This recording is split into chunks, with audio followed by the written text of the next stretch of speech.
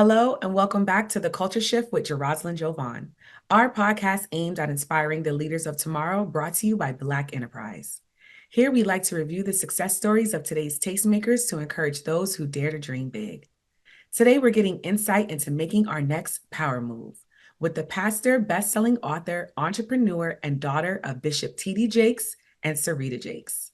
This woman-evolved leader takes us inside her newest book, Power Moves, and the themes that will help us tackle intentionality, goal achieving, and business growth, all while enhancing our spiritual health and well-being. So please join me in welcoming the one and only Serita Jakes Roberts. How are you? I'm doing great. Thank you. I'm looking forward to our conversation.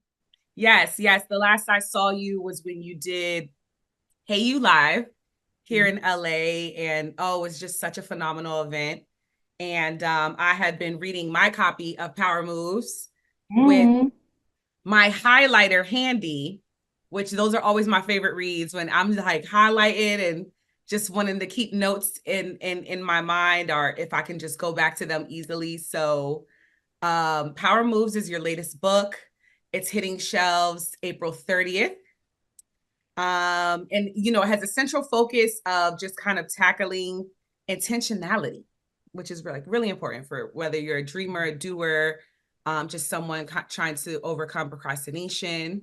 But why was this important for you to make a whole book about?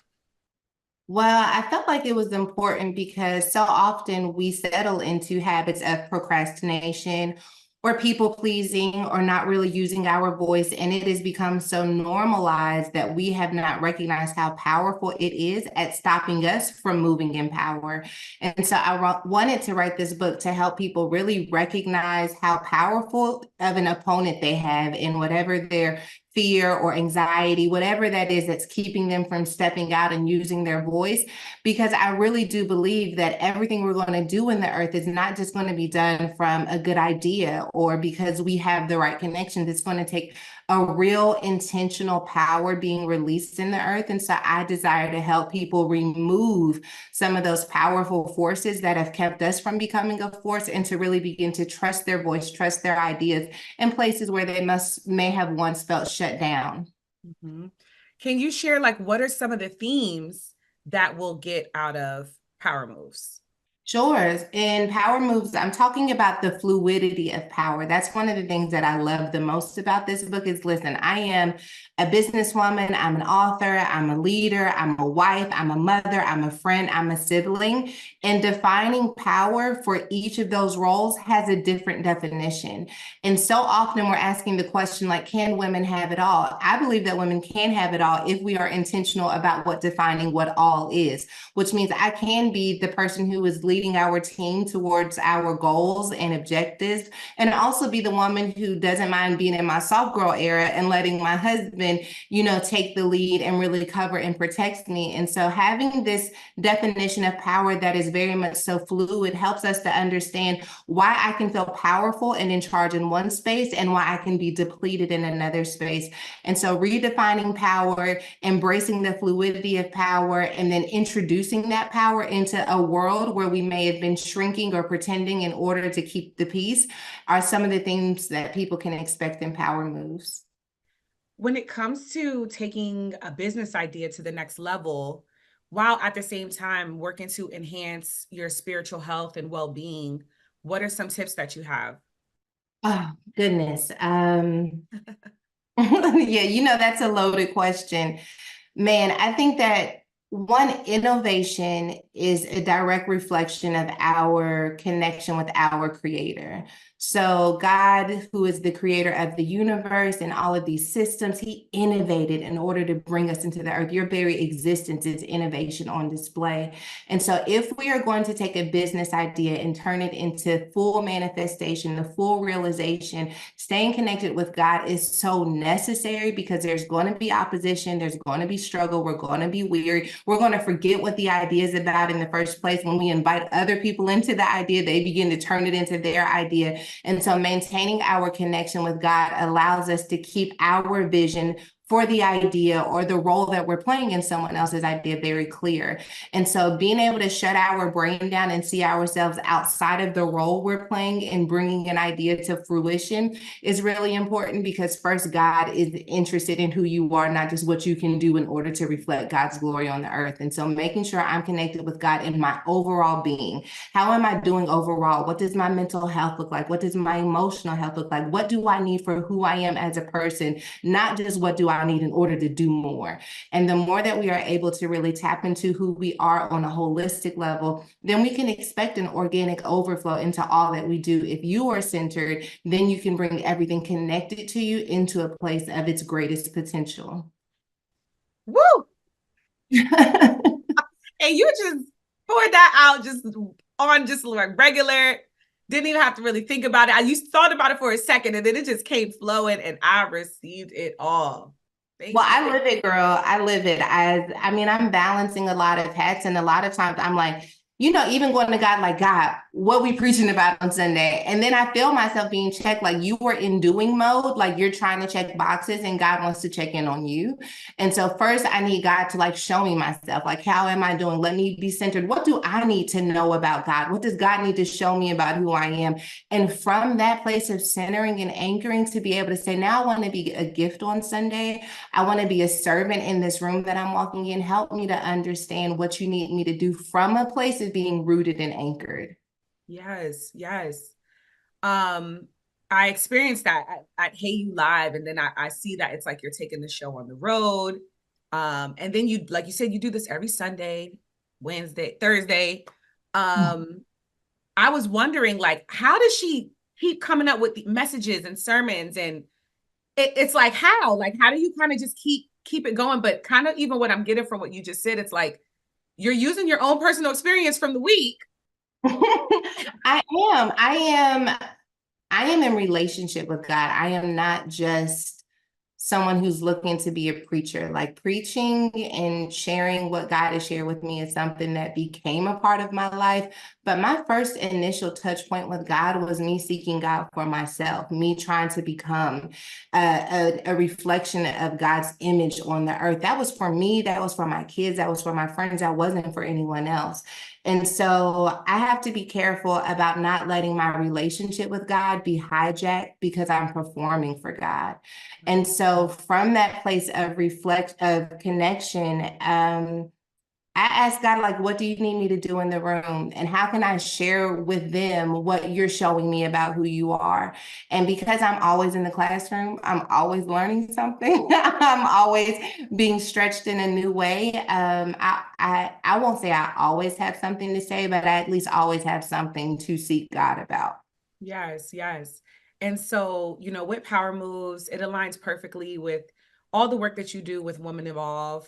What can you share a little about, like, just what your vision was and initially with creating Women Evolve, and how long was it before you were able to bring it to life, like bring it from your head into fruition? So I started Woman Evolve technically in 2017. I had the idea for this movement of women who wanted to become the best version of themselves, regardless of what they had gone through. They wanted to tap into God's promise for their life. And that started off of a revelation, this random revelation I had about Eve. And it's so funny. It was like such a petty moment in church that people had on like these shirts of like all these strong, powerful women of faith. It's like Sarah, Ruth, Mary, Esther, and they didn't have Eve's name on the shirt. And I was like, and I know why. Because sis dropped the ball and ate from the fruit. And then I felt bad. Like, in that moment, I felt bad for Eve. Like, how many times have you known better but not done better? Like, you're very much so giving Eve vibes. And so when I started seeing Eve through a lens of compassion, it really challenged me to see myself through a lens of compassion, and to also see that God saw her through a lens of compassion and had restoration hidden even in that mistake that she made. And so I felt like this is something that I could build a movement on. This is something I could build a ministry with. And so from that idea, it was probably in March of 2017, I did all of the legal side of setting up a nonprofit, setting up an S corp for some of our entities, because I knew that I was going to launch a podcast, a store, event, social media. And so because I knew I was going to have all of those tentacles, I wanted some division between them because, you know, if something goes wrong with the conference or there's an insurance claim at the conference, I didn't necessarily want that to affect what we were doing with the podcast. And so I created some real legal structures and separations. I launched it all in 2018. And from there, what I realized is when I was out speaking, I was mostly speaking at predominantly white spaces. But when I was on social media, the girls looked like me. And so when I started Woman Evolve, I was going after the women who were in my comment section, not the women that I was already reaching. And the sisterhood, the connection, the delegation that has formed as a result of Woman Evolve has been like one of the most remarkable, miraculous gifts that God has ever placed in my lap. I can't explain what happens in these rooms, but these women, I feel very connected to them. I think they feel connected to me too. A lot of women are like, you're my best friend in my head. So I think that there's just this mutual connection of, you know, we don't have it all together, but boy, are we trying. We may not be perfect, but man, we have a perfect God. And from that place of connection, we've been able to, I feel like, change our corner of the world. It's not just what Woman Evolve has done. These women have started businesses, they've written books, they've gone to therapy, they've taken care of their health, they've grown their edges back. Like, these girls are taking seriously this gift of a second chance. And I'm honored to be on the journey with them. Yes, yes. And just even how you're helping to kind of lead that with how you do your platform, and even with events, the touring space, Hey You Live. I want to get into that because it was phenomenal. I had never experienced anything like that, because it really was like, it wasn't even like a Sunday service, because it was just like, it was like girls' time, but spiritual girls' time. We all were able to kind of wear what we wanted, but you know, some ladies came with the fashions, and then it's praise and worship, and then we were playing games. It was just like this genuine fellowship among diverse women, because it was like all kinds of women. We looked like everything. I'm in there big and pregnant, and just everybody's just supporting me, but it was just like me supporting other women. Just, I mean, what can you share about what your inspiration was with putting that together? And then what are your plans with taking it on the road?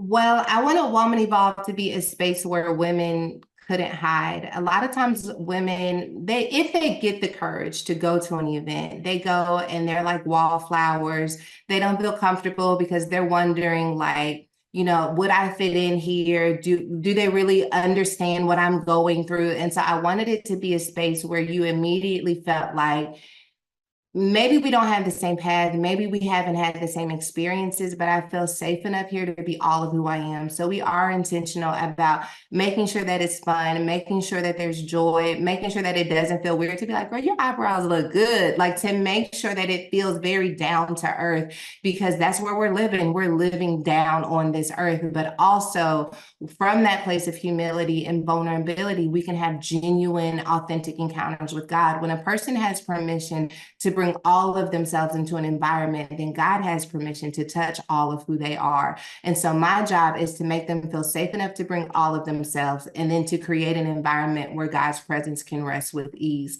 And so whether it's a room like you were in, was just a few hundred women, or 40,000 women. One of the things that we heard at the stadium when we had the last Woman Evolve conference, over and over and over again, women told me it felt so intimate. It felt so intimate. That's because they're not there to experience me. The women beside them are a part of the experience. And God's presence is so thick that it feels like a one-on-one encounter. And so our goal in going on the road is to continue creating those environments where you can come in no matter what you've gone through, no matter where you've been. And my job is to create a space where those women feel safe enough to be in the room. And I think what I have going in my favor is because everyone thinks that they're like well, not everyone, a lot of people feel like I'm like their best friend, big sister, cousin in their head. When you see someone coming to one of our events, you know already, like, this is a distant cousin. Like, it's like going to a family reunion, you don't know everybody. It's like, I know we related somehow, I just don't know how we're related. That's what I think happens when we're at these events. And so for Power Moves specifically, we're going to spend some time talking about what has had the power to keep you from speaking up, from dreaming, from pursuing. We're going to intentionally hone in on how you get those things out of the way and begin an active resistance against them. And then what role does God play in the midst of all of that? And with Power Moves, I see there is a Bible study curriculum, like a video series, and you're also doing a Power Moves tour. Yes. So, So yeah. yeah, can we talk about even just how interactive you're getting with this rollout? It's an amazing rollout, by the way. Thank you. Well, when Woman Evolve came out, it was during the pandemic. So we pretty much knew that everything we were going to do was going to need to have a virtual touch. So we're having some fun experimenting with ideas. I know everything may not be everyone's cup of tea, but one of the things that we have learned are people learn different ways. And so we tried to create different touch points for people who wanted to be engaged with actually doing the work of Power Moves. And so the Bible study is for someone who's thinking, you know what, I want a little bit more spiritual development. I want to be able to write things out. I need a little bit more coaching. We have a Power Moves journal for someone who's like going through the day, trying to move in power, trying to make power moves. Let's recap that. What did you do that you were proud of? What do we need to change? And then the tour, we're only doing 6 cities total, is really hoping to make these women ambassadors of power in their cities, in their families, in their communities. And nothing does that, in my opinion, like being in an environment with other people who are on the same journey. And so we are going to glean from one another's stories and powers. We've got conversation partners that are going to join us so that I'm not just a talking head up there. And I feel like it's going to be something different than anything we've ever done before, but it's definitely going to be a night of transformation. Most definitely. And just as we're closing out, I wanted to ask, you have been sharing your move back to Dallas. What has that been like for you and the family? Power moving. I was definitely I was nervous to come back to Dallas because everything that I had learned about my expression of ministry, I had learned in the environment of Los Angeles, which is very laid back, very casual. And so I was nervous because we were coming literally to serve on the leadership team that maybe I would not be adequate enough to be in a leadership position in Dallas. And so once I kind of worked through being triggered and afraid and nervous and just rested in there's power that exists in this moment, I just have to rest in it. I discovered that authenticity again for the win is the only way that I can show up and qualify our time here. And I have been really humbled and just blessed by the support of our community and our church here. And it feels like we're scratching into something that's going to be really beautiful for the coming generations. Yes, yes. Thank you so much, Sarah. I mean, you've kind of already shared, but what's next? I hope to do nothing all summer long. Yeah. Whenever Yes. people ask these questions, I know you're supposed to like pitch projects and do all these things. Like I've talked about all this stuff. What's next for me personally, for my own power space, is lots of rest over summer with my girls. I want to launch this book into the world. I want to ask a community of people to help me launch this book into the world, and then I want to go to take a nap.